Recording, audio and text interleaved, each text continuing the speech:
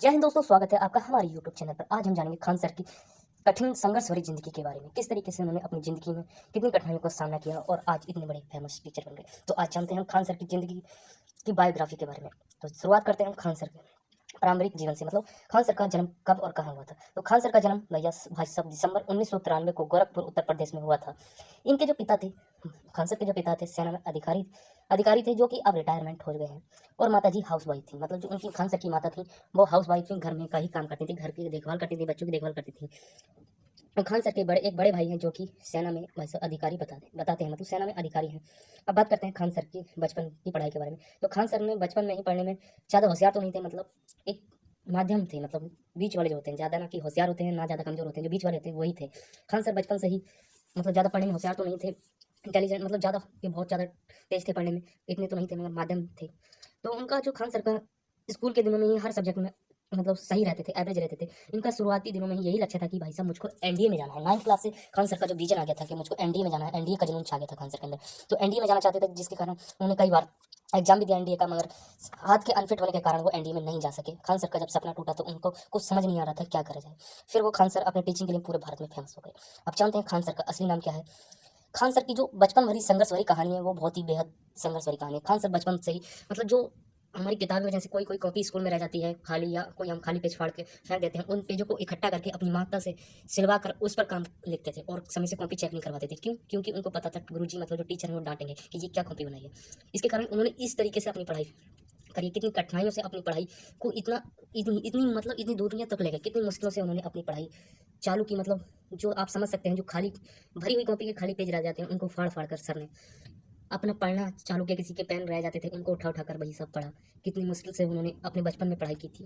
अब जानते हैं खान सर के एजुकेशन एजुकेशन के बारे में, मतलब उन्होंने कहाँ और कैसे मतलब कहाँ पढ़ाई की और कैसे की। तो खान सर के बारे में हम तो सब जानते हैं, आज हम उनके एजुकेशन के बारे में जानेंगे। तो खान सर की स्कूली शिक्षा और प्रारंभिक शिक्षा के बारे में हम जाने जाएंगे। तो खान सर की जो प्रारंभिक शिक्षा है वो उन्होंने गोरखपुर के देवरिया घाट पर रानी स्थित प्राइमरी मिशन स्कूल में की थी, प्राप्त किए। और सेना में जाने सपने को इन्होंने 8वीं कक्षा में वही साहब सैनिक परीक्षा भी दी, लेकिन असफल हो गए।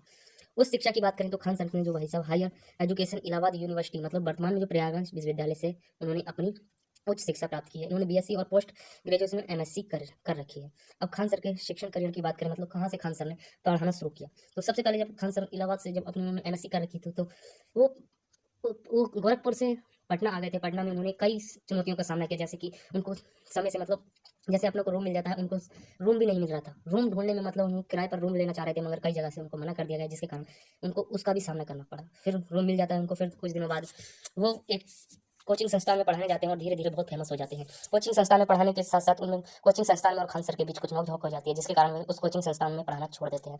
फिर वो चाहते हैं कि हम कुछ साझे में कोचिंग संस्थान चालू करें। फिर वो अपने कुछ दोस्तों के साथ या किसी और के साथ मिलकर एक कोचिंग संस्थान चालू करते हैं, जिसके कारण वो कुछ समय तक तो सही चलता है। फिर बाद में फिर वो कोचिंग संस्थान में फिर कुछ ना कुछ डिफिकल्टी आ जाती है, जिसके कारण उसमें भी खान सर को काफ़ी नुकसान होता है और सारा उनके दोस्त जो होते हैं सारा सामान ले जाते हैं, जिसके कारण खान सर बहुत चिंता मतलब टेंशन में चले जाते हैं और गंगा नदी किनारे जाकर बैठ जाते हैं। गंगा नदी के पास बैठकर वो इतना सोच लेते हैं, उनको समय नहीं पता चलता कितने बज गए हैं। और रात के 2 बजे जब वो वापस कमरे पर लौटते हैं तो कुछ देर गेट खटखटाते हैं। गेट खटखटाने पर जो रूम का मालिक होता है, कमरे का जो घर का मालिक होता है, वो खोलता है और खान सर से पूछता है कितना टाइम हुआ है। वो यूं ही बता देते हैं 10-11 बजे होंगे, पर उनसे टाइम देखने को कहता है तो रात के 2 बजे रहे थे। और कहता है तुम इतनी देर कहाँ थे। फिर वो उस रात तो बहुत ज़्यादा टेंशन में रहते हैं और फिर सुबह को होते ही वो सोचते हैं कि अब मुझे अपना ही कुछ कॉलेज खोलना, अपना ही कुछ कोचिंग संस्थान खोलना चाहिए। फिर वो दोबारा से अपने खुद से कोचिंग संस्थान की कोचिंग पढ़ाना चालू कर देते हैं, जिसके कारण अब वो धीरे धीरे बच्चों को पढ़ा ही रहे होते हैं। तो इतने में धीरे धीरे 2-3 महीने ही पढ़ा पाते हैं। फिर कोरोना आ जाता है इस बीच, और कोरोना में उनकी सारी जो खुद से उन्होंने एजुकेशन सेंटर चालू किया था बंद हो जाता है और वह अपने गाँव लौट जाते हैं। फिर वो गाँव में जाकर सोचते हैं किस तरीके से बच्चों को तक शिक्षा को पहुँचाया जाए। फिर वह उनको ना तो फेसबुक चलाना आता था ना यूट्यूब उस ज़माने में भी।